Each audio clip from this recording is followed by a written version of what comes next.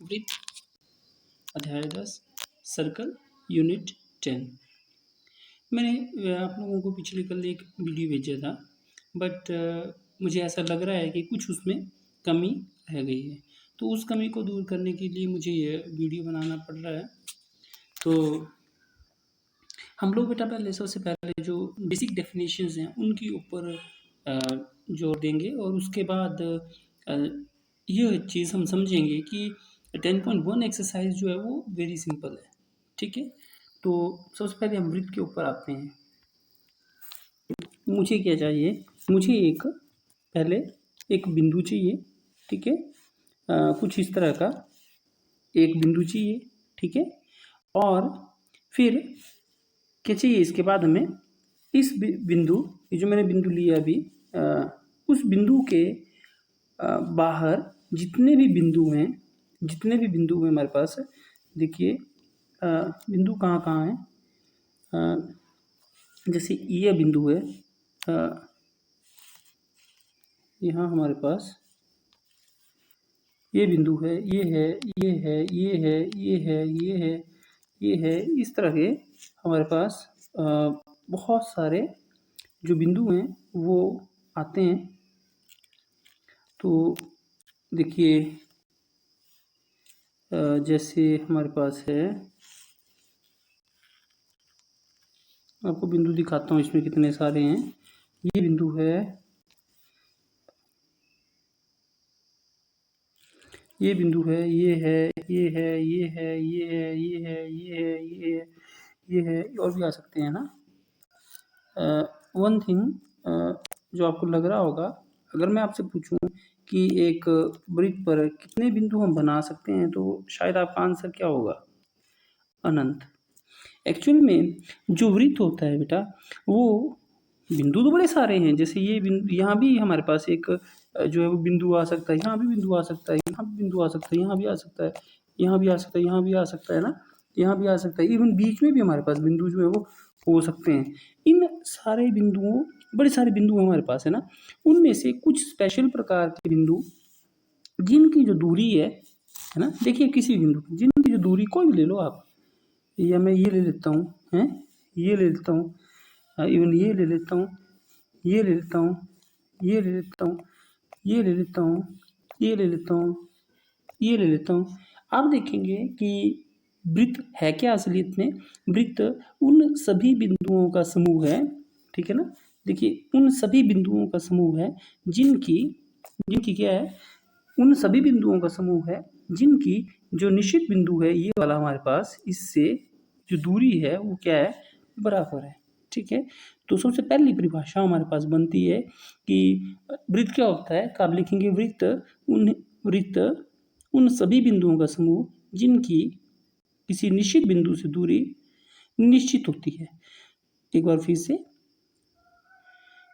वृत्त उन सभी बिंदुओं का समूह जिनकी किसी निश्चित बिंदु से निश्चित दूरी होती है। अब हमारे पास क्लियर हुआ कि वृत्त क्या होता है। ठीक है, अब जो इंग्लिश वाले हैं वो लिखेंगे बेटा circle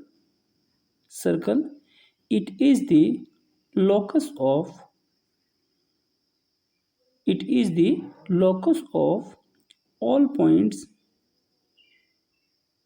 whose distance from the fixed point is fixed। ठीक है, whose distance from the fixed point is fixed। तो यहाँ थोड़ा सा ध्यान देंगे बच्चे कि मैं किस फिक्स पॉइंट की बात कर रहा हूँ, वो ये है। मैं किस फिक्स डिस्टेंस की बात कर रहा हूँ, वो ये है। निश्चित बिंदु से निश्चित दूरी, दो चीज़ें आई इसमें।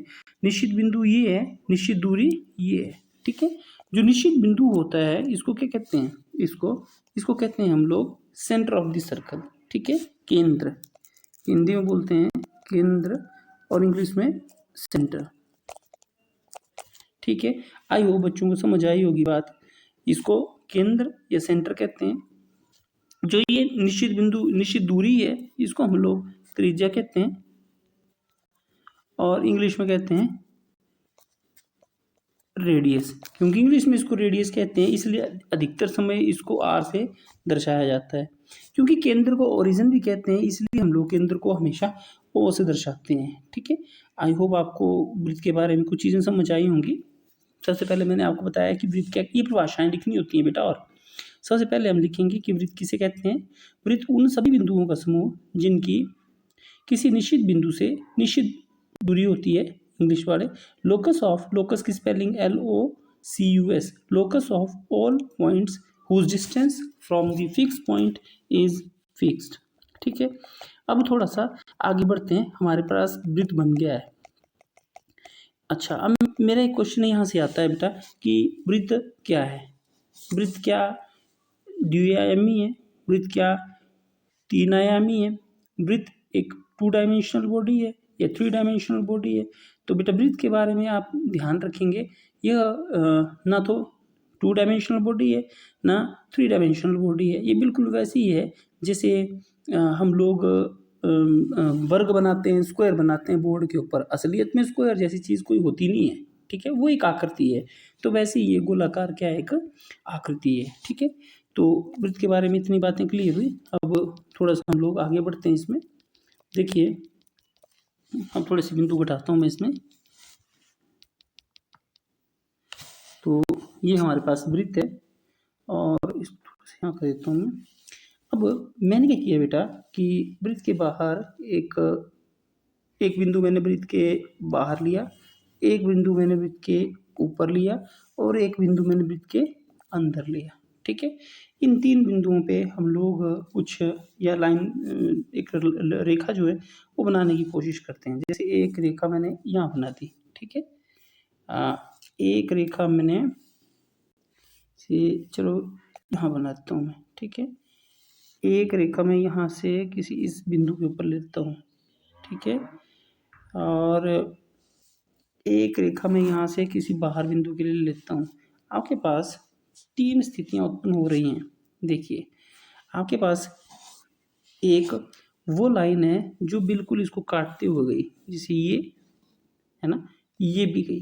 ठीक है, तो जैसा कि आपको पता ही है, जो रेखाएं किसी वृत्त को काटेंगी वो क्या कहलाएंगी, छेदक रेखाएं। ठीक है, इंटरसेक्टिंग लाइंस इंग्लिश वाले, उस वीडियो में भी ठीक लिखा था ये, तो इंटरसेक्टिंग लाइंस। ठीक है, और दूसरे हमारे पास आती हैं तो इंटरसेक्टिंग लाइंस क्या हुई, प्रतिच्छेदी रेखाएं क्या हुई, ऐसी रेखाएं जो वृत्त को 2 भागों में बांटे। ठीक है, तो इसमें एक बड़ा भाग हो सकता है, एक बड़ा भाग हो सकता है और एक छोटा भाग हो सकता है। ठीक है, उसके बाद हमारे पास एक वो रेखा है जो इसको छूते हुए निकल रही है, जैसे इस बिंदु से मैंने निकाली, ये है ना। ठीक है, हम लोग वैसे और भी बड़े सारे जो हैं वो इसमें ड्रॉ कर सकते हैं। जैसे मैंने एक लाइन ड्रॉ करनी है, तो लाइन ड्रॉ करने के लिए जैसे मैंने ये ले लिया, एक बिंदु ले लिया, तो एक ही बाहर ले लिया मैंने कहीं, तो आप देखेंगे कोई और आ रहा है, एक और देखेंगे ये कट गया, जैसे देखिए ये छूते हुए ना। आप पाएंगे कि जो ऐसी रेखाएं जो इस वृत्त को छूते हुए निकल रही हैं, जैसे इस तरह से छू हुए हैं, इस तरह से छू हुए हैं, इस तरह से छू हुए हैं, इस तरह से छू हुए हैं, इस तरह से जो छूते छूते रेखाएं निकल रही हैं वो भी बहुत सारी हैं। ठीक है, अगर आपको बाह्य बिंदु, बाहर का कोई बिंदु नहीं दिया गया है, तो आप पाएंगे कि ये जो छूने वाली जो रेखाएं हैं, जैसे बिल्कुल इधर दूर निकली लेकिन बिल्कुल छूते हुए रेखाएं ना, जैसे ये बनाई है मैंने बिल्कुल है, ऐसी जो छूती हुई रेखाएं हैं, ये इन रेखाओं की जो गिनती है वो अनंत है। अगर कोई बाहर का कोई बिंदु नहीं दिया है तो आप बोलेंगे कि वृत्त की कितनी स्पर्श रेखाएं हो सकती हैं, अनंत। ठीक, अब बात करते हैं वृत्त की छेदक रेखाएं कितनी हो सकती हैं।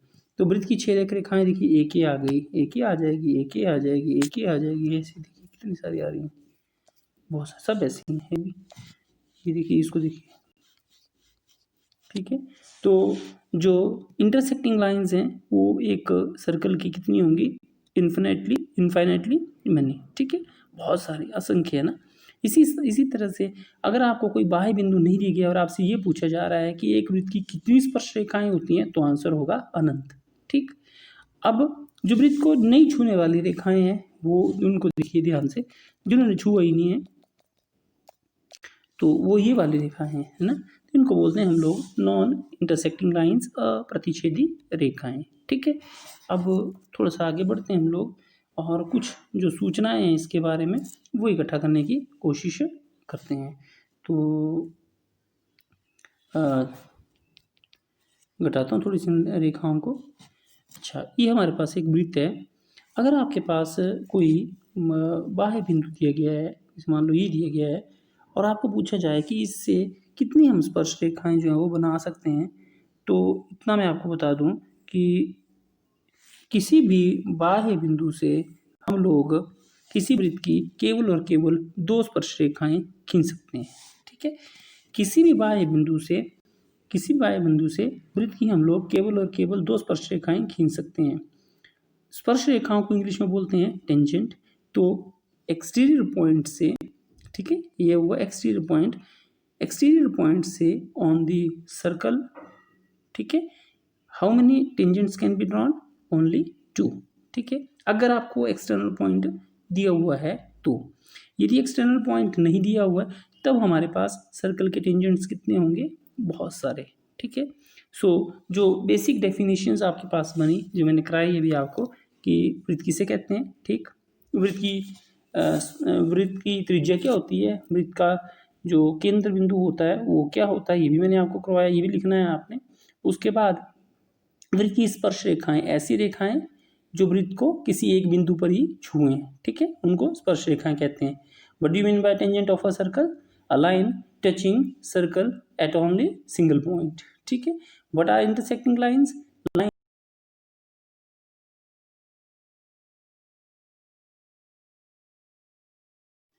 तो आप देखेंगे बेटा कि मैंने आप लोगों को 3 तरह की लाइंस की बात की। एक ये अप्रतिच्छेदी, प्रतिच्छेदी और ये टेंजेंट।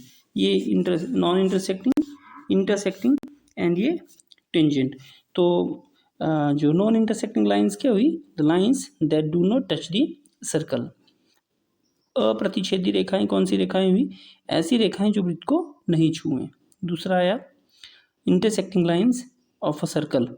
तो आप लिखेंगे लाइंस दैट बाइसेक्ट्स ना, बाइसेक्ट्स,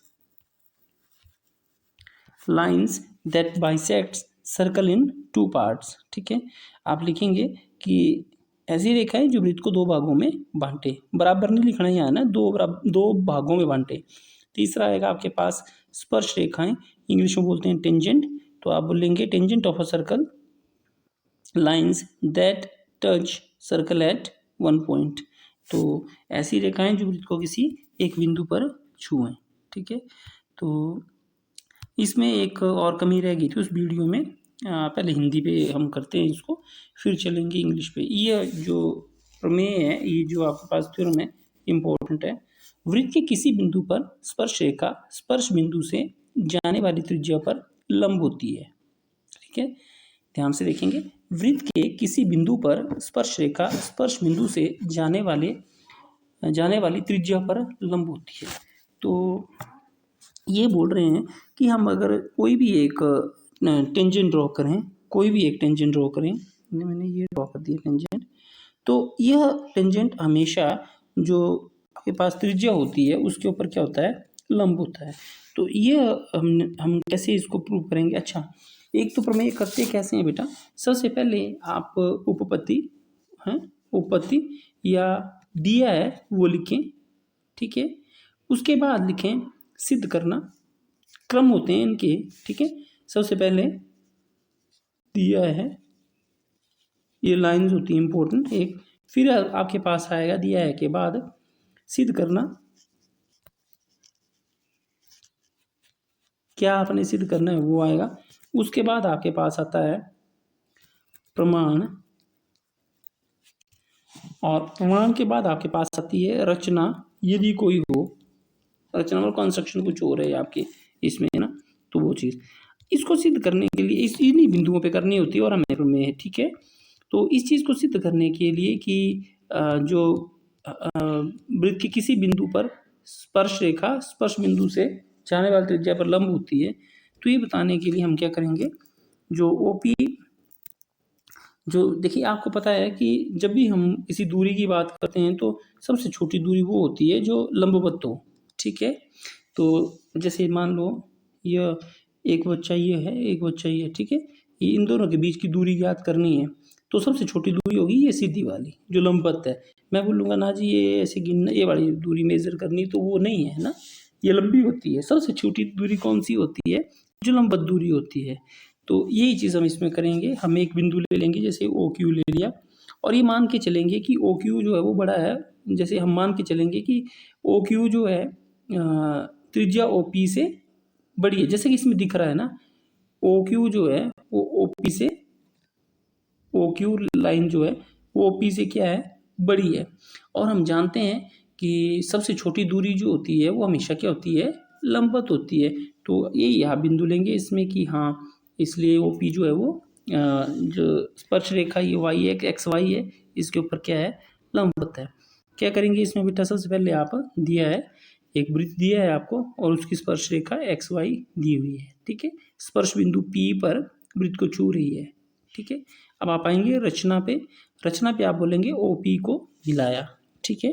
फिर आएंगे आप, सॉरी, प्रमाण पे आएंगे। प्रमाण में आएंगे सबसे पहले रचना ओ पी को मिलाया, दूजा।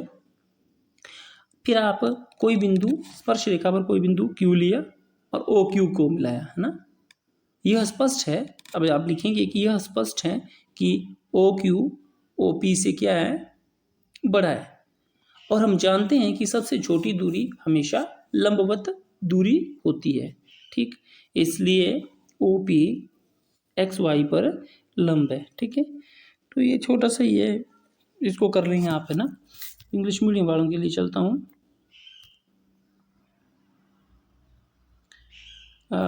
ये है बेटा, the tangent at any point of a circle is perpendicular to the radius through the point of contact. तो जैसा कि मैंने पीछे भी आपको बताया कि जो इसमें सबसे पहले आपके पास जो चीज़ आती है, कभी कभी भी मैंने कोई थ्योरम करनी है, तो सबसे पहले गिवन, गिवन के बाद आपके पास आता है टू प्रूव, टू प्रूव के बाद आपके पास आता है प्रूफ। और प्रूफ में यदि कोई कंस्ट्रक्शन हो तो ये इन स्टेप्स के ऊपर ही हमारे पास कोई भी थ्योरम होती है, ये जो 5 मैंने पॉइंट्स लिखे। तो जैसा कि इसमें बोला हुआ है कि tangent at any point of a circle, तो जैसे पी आपने पॉइंट ले लिया है कोई, ठीक है, और यहाँ से आपने एक टेंजेंट ड्रॉ किया है एक्स वाई, ठीक है। आप ओ पी को मिलाएंगे। What is O P? O P is the radius of the circle, ठीक है। अब उसके बाद आप कोई क्यू पॉइंट लेंगे एक्स वाई के ऊपर, तो आप लिखेंगे let us consider a point Q on X Y. Clearly from geometrical construction, यहाँ से दिख रहा है ना आपको कि ज्योमेट्रिकल कंस्ट्रक्शन से, clearly from geometrical construction O Q is greater than O P, ठीक है। ये चीज़ है ना, O Q is greater than O P and we know that shortest distance is always the perpendicular distance. ये line है important इसमें लिखने के लिए, आप लिखेंगे we know that shortest distance is always the perpendicular distance, therefore OP is perpendicular to XY, ठीक है। तो ये जो थ्योरम है ये आपने कंप्लीट करनी है। एक्सरसाइज जो है आपकी वो सिंपल सी है और वो हो भी गई है ना, वो आपने कर भी ली हुई है। एक इसमें इस वाले क्वेश्चन को थोड़ा सा ध्यान से देख लेना। यहाँ से ये जो एक्सरसाइज है बेटा आपको, इट्स गेन ऑफ 6 मार्क्स, ठीक है। इजी है, 10.2 में भी ज़्यादा टफ क्वेश्चन नहीं है, एक थ्योरम है इसमें और बस कुछ नहीं है इसमें, ठीक है। ओके।